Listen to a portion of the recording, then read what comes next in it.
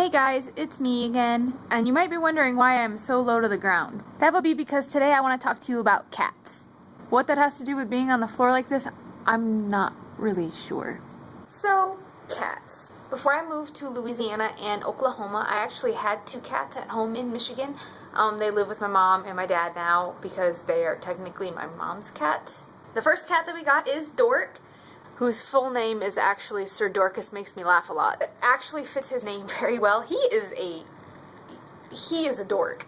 I've never really met a cat this silly in my entire life. I worked at the cattery that we got Dork from, and he would always get in my way. I could be sitting there cleaning litter boxes and he would just get in my way. Dork, get out of the litter box. I'm trying to put new litter in it.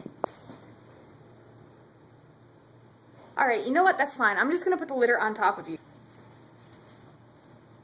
And that was pretty much how he played. He's a pretty big cat. And I could get him to perch on my shoulder, climb. My bedroom was in the basement, and it was an unfinished basement, so there was a hole between the wall and the ceiling, and he would jump in there and get in my crawl space, and then at night he would jump on my face. Duh! Cat, what are you doing? He also learned that if he meows into the air vent under my sister's bed, we will talk to him from the living room and we can hear him. So he'll have a full conversation with us through the air vent.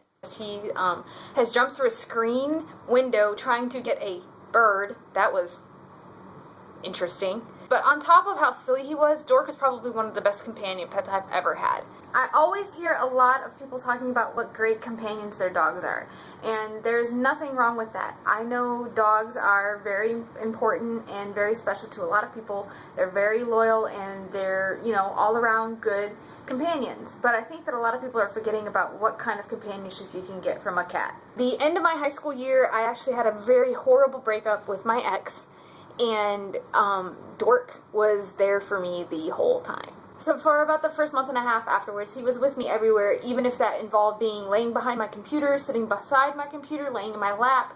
Anywhere that I was, he was always there. He knew I was upset and he didn't want to leave me by myself. I moved to Louisiana when I was 20, and I'm now 25, and I have been home a few times to see my cats, but I have not been home much. But even so, my cats still are very attached to me, which I don't think a lot of people would be expecting. A few years after I had moved, my dad came down with a very bad sickness, and he was hospitalized, and we weren't really sure if he was going to live or not.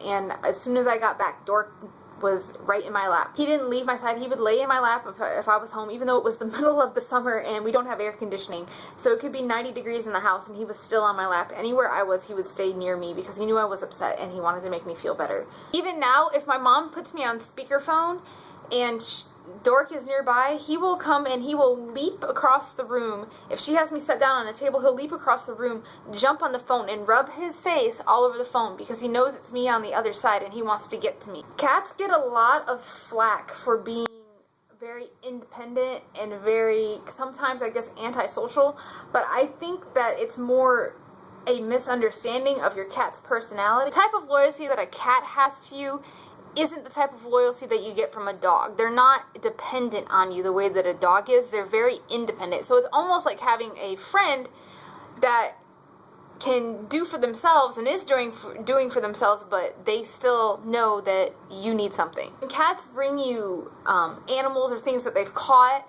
they bring it to you because it's a gift. They want to say, hey, I want to take care of you. Here's some food.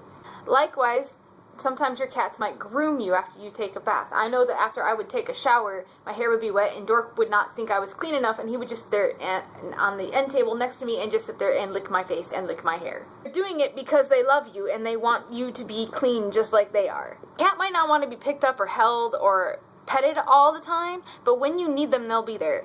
They want to be there for you. They care about you. They just know that you are a strong person who can take care of themselves, and they are an independent being, and they deserve to have their space just like you deserve to have your space. For me, having a cat around is like having a warm ball of just love and comfort and softness in my hands. I have a ridiculous love for cats because my best pets and best companions have been cats.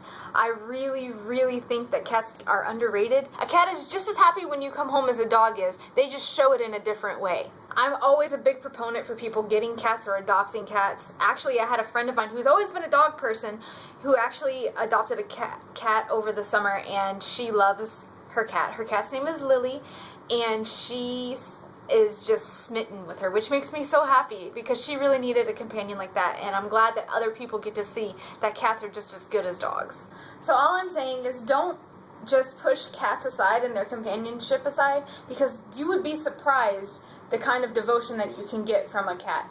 They are very independent and they'll live their independent lives, but when you need them, they will be there and they will be a support that you would never expect. And that's probably going to be the last video for a little while, guys. I have some work that I have to be doing. I'm going to be doing some traveling for work, going back to Lafayette to do some things there. I'll be gone for a week for that.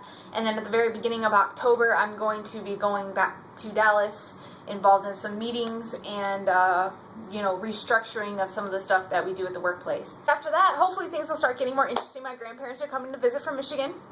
And then the next month, my best friend Jessie is coming from Michigan. We are pretty much the same exact person, but in 2 different bodies. It's absolutely hilarious. It's gonna be a lot of fun, and I will be making vlogs while both groups of those people are here, and it will be a lot of fun. I cannot wait. So until next time, guys, I will see you later.